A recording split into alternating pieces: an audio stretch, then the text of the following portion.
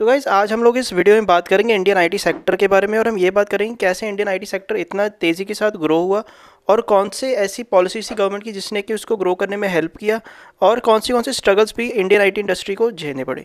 तो इस वीडियो में आज हम इंडियन आईटी सेक्टर के बारे में बात करेंगे। तो सबसे पहली चीज़ ये है कि जो इंडियन आईटी सेक्टर है उसका जो शुरुआत हुई थी वो हुई थी 1965 से, क्योंकि 1965 में क्या हुआ था कि जो अमेरिकन इमिग्रेशन पॉलिसी थी वो चेंज हो चुकी थी, वो एशियन कंट्रीज़ के लोगों को भी उन्हें बुलाना शुरू कर दिया था। तो जैसे इंडिया में बहुत सारा आईटी टैलेंट था, तो इसकी वजह से बहुत सारे लोग इंडिया से अमेरिका माइग्रेट होना शुरू हो गए।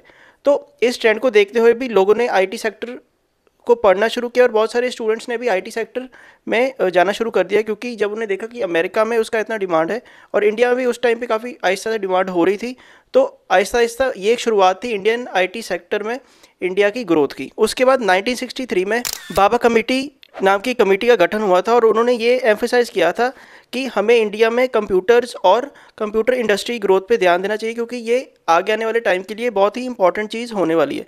और इसके साथ ही 1970 में भी एक डिपार्टमेंट ऑफ इलेक्ट्रॉनिक्स को सेटअप किया गया था, ठीक है, जिसमें कि ये कहा गया था कि गवर्नमेंट को जो कंप्यूटर की ग्रोथ है उसकी जो प्रमोशन है उसमें काम करना चाहिए, और इसको आगे और ग्रो भी करना चाहिए, ठीक है। और उसके बाद 1972 में एक नया स्कीम इंडियन गवर्नमेंट ने लॉन्च किया, जिसके तहत कि इंडिया में जो सॉफ्टवेयर्स थे उनका एक्सपोर्ट और इंपोर्ट अलाउ कर दिया गया। बट इसके साथ जो एक सबसे बड़ा फेज़ था इंडियन आईटी सेक्टर में वो आया 1974 में, जब टीसीएस इंडिया की सबसे पहली कंपनी बनी सॉफ्टवेयर सर्विसेज देने के लिए। उन्होंने अमेरिकन कंपनी जिसका नाम बोरोस था उसको सबसे पहले एक आईटी जो सर्विस थी वो दी थी।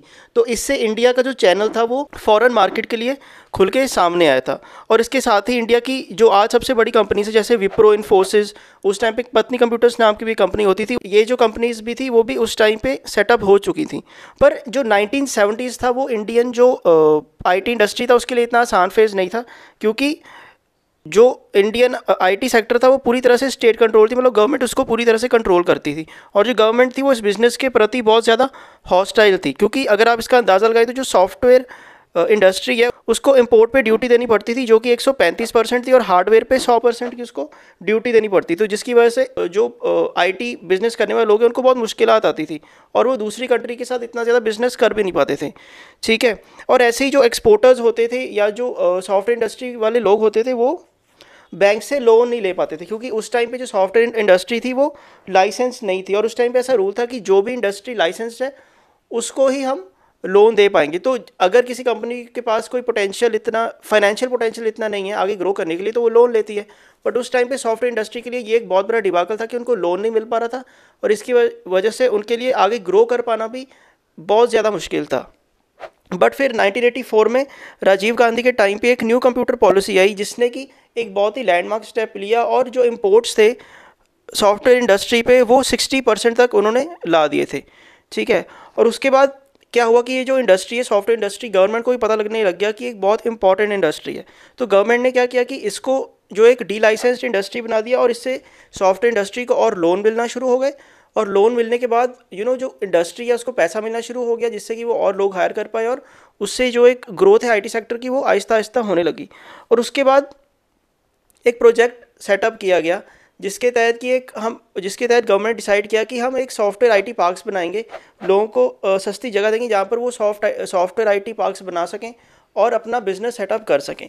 उसके बाद अगर हम पोस्ट लिबरलाइजेशन के टाइम पे आ जाए, जब PV Narasimha Rao prime minister थे इंडिया के, तो मनमोहन सिंह ने लिबरलाइजेशन पॉलिसीज़ लेके, इकोनॉमिक पॉलिसीज़ लेके आए। उसकी वजह से भी आईटी सेक्टर को बहुत ज़्यादा फ़ायदा हुआ।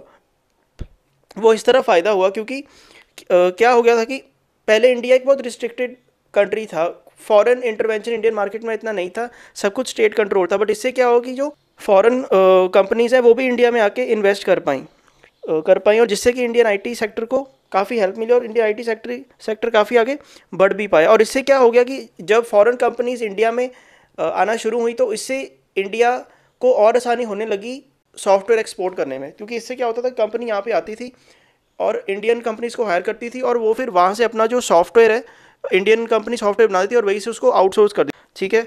और उसके बाद सबसे एक बड़ा मेजर इवेंट आता है जब एक Y2K नाम का बग 1990s के एंड में आया था। और उससे क्या हुआ था कि बहुत सारी जो कंप्यूटर कंपनीज है, सॉफ्टवेयर डेवलपमेंट कंपनीज है, उनको ये डर लगने लग गया था कि हमें अपना सारा जितना भी पूरे सॉफ्टवेयर है वो फिर से लिखने पड़ेंगे। तो इसलिए उन्होंने अपनी जो सारे सॉफ्टवेयर है वो इंडियन कंपनी को दिए, उनको मॉडिफाई करने के लिए बोला, और इंडियन कंपनीज ने वो मॉडिफाई किया भी।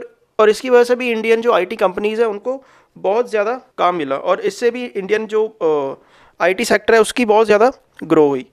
और इस टाइम पे जो इंडियन आईटी सेक्टर था वो मोर देन 50% पे ग्रो कर रहा था एवरी ईयर। उसके बाद अगर हम 1999 में आए तो उस टाइम पे बीजेपी की सरकार आ चुकी थी, ठीक है। और जो हमारे प्राइम मिनिस्टर थे वो थे अटल बिहारी वाजपेयी। उन्होंने भी आईटी सेक्टर के लिए बहुत ज़्यादा काम किया है।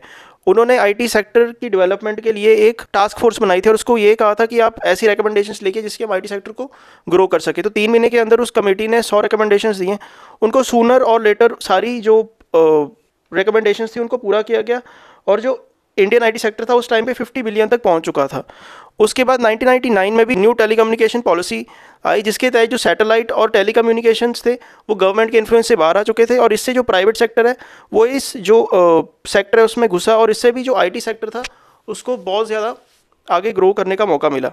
और ऐसे ही एक आईटी एक्ट 2000 आया था जिससे कि अगर चाहे कोई इलेक्ट्रॉनिक डॉक्यूमेंट हो, डिजिटल सिग्नेचर्स हो, या फिर उनको कोई और डॉक्यूमेंट शेयर करना इलेक्ट्रॉनिकली या डिजिटली, तो उसको मंजूरी दे दी गई। तो इससे क्या फ़ायदा हुआ कि अगर कई बार कोई डील पे साइन करना होता था या कोई डॉक्यूमेंट दिखाना हो तो बंदे को इन पर्सन जाना पड़ता, बट डिजिटली जब उसको एक मंजूरी मिल गई तो उससे बिजनेस करना और डील करना और भी आसान हो गया।